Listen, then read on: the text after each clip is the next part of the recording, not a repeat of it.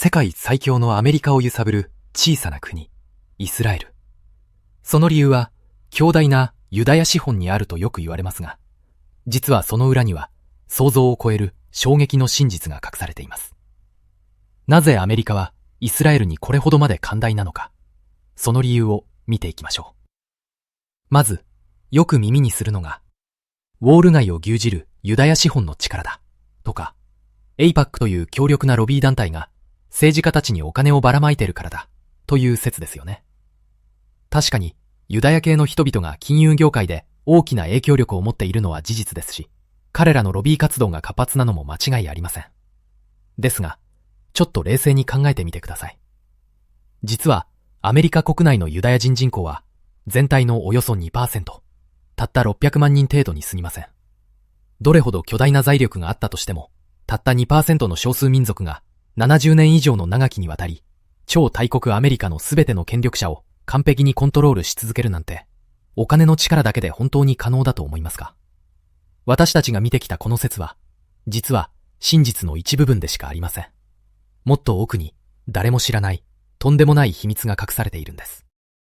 じゃあ、政治という名の市場で、偉い人たちを本当に動かす、究極のお金って何だと思いますか？それは、お財布の中身の厚さじゃありません。ズバリ、票の数、つまり投票してくれる人の数なんです。考えてみれば当然ですよね。政治家にとって一番大事なのは次の選挙で勝つこと。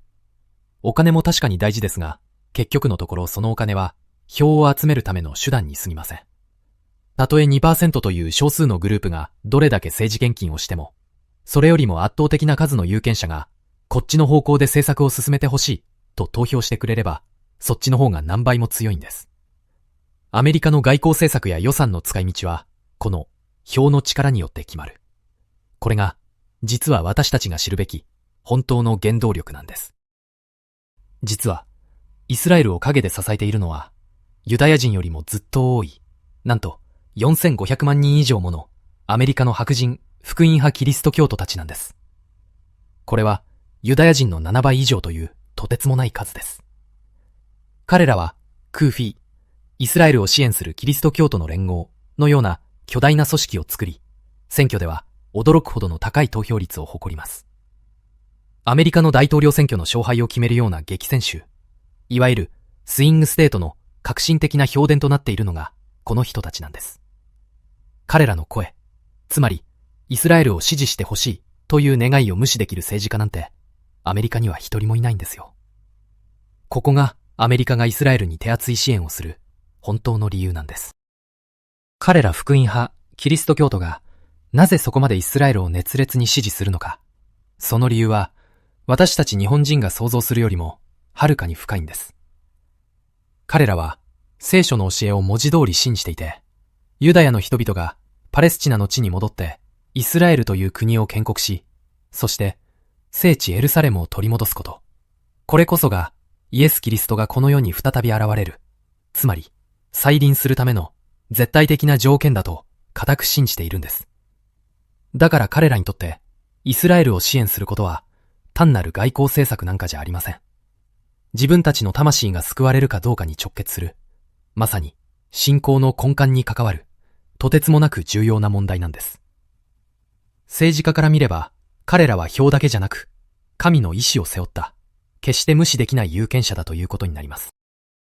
彼ら福音派キリスト教徒たちの信仰に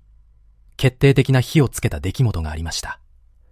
それが1967年に起きた第三次中東戦争、通称6日戦争です。この戦争でイスラエルは驚くべき速さで勝利し、特に聖地エルサレムの東側、嘆きの壁がある地域を占領しました。このニュースがアメリカに届くと、福音派の信者たちは、聖書の予言が今まさに目の前で実現した、と、もう熱狂の渦に巻き込まれました。彼らにとってこれは、神の計画が着々と進んでいることの揺るぎない証拠だったんです。この6日戦争を境に、アメリカ政府からイスラエルへの軍事支援や経済援助は、まるでダムが決壊したかのように一気に増え始めました。その費用は今や累積で2000億ドル。日本円にして約30兆円を超える規模になっているんですよ。すごい額ですよね。このようなアメリカのキリスト教徒たちの深い信仰心と、選挙で票を集めたい政治家たちの思惑を、イスラエルの指導者たちは、それはもう見事に読み解いていました。彼らはただアメリカに、助けてください、と外から説得するだけでなく、もっと巧妙な手を打ったんです。アメリカ国内政治の一番弱いところ、つまり、票と宗教という急所を、自分たちの国の安全保障と直接結びつけるという、まさに驚くべき政治的な洞察力を発揮しました。これこそが小さな国が超大国の内側を動かすとんでもない戦略の始まりだったわけです。人口が1000万人にも満たない小さな国、イスラエルがなぜあれほどまでに世界最強のアメリカから最高の武器や莫大な経済援助を引っ張り出し、さらには国連でさえも無条件に拒否権を行使させられるのか。それはまさに最強のコスパを誇るレバレッジ戦略、つまりテコの原理を最大限に活用しているからなんです。イスラエルは自国の国防費や経済的な犠牲を最小限に抑えながら、アメリカ国内のあの膨大な数のキリスト教徒の支持層をテコとして利用しました。この巨大なテコを動かすことで、世界で最も進んだ兵器を手に入れ、天文学的な経済援助を受け、そして国連の場で自分たちに不利な決議をアメリカの拒否権を使って簡単にひっくり返させる。これはまるで小さな子供が巨大なロボットを操るように、弱小国が超大国の内側のシステムを動かして自分たちの利益を最大限に引き出す。現代の外交史においてこんなに異様でありながら、これほどまでに成功した戦略は他に例がないと言えるでしょう。イスラエルはアメリカという巨大市場で最高の費用対効果を持つ投資を実行しました。多額の現金を直接支払う請求書外交ではなく、アメリカ内部の票と宗教的信念を独占する仕組みを作り上げたのです。つまり、自国の人口 2% という資本で4500万人の巨大な株主を動かし、累積2000億ドルもの配当金、莫大な援助と武器を手に入れた驚異的な収益モデルです。この冷酷な現実は国際社会に深い教訓を投げかけます。真の国家安全保障や外交力は大国にただ従ったり費用を払うだけでは得られません。相手国の内部政治を深く突き、あるいはグローバルサプライチェーンで替えの利かない独占的なボトルネックを握る。その時初めて兄弟国も手を出せない強力な外交の切り札を持てるのです。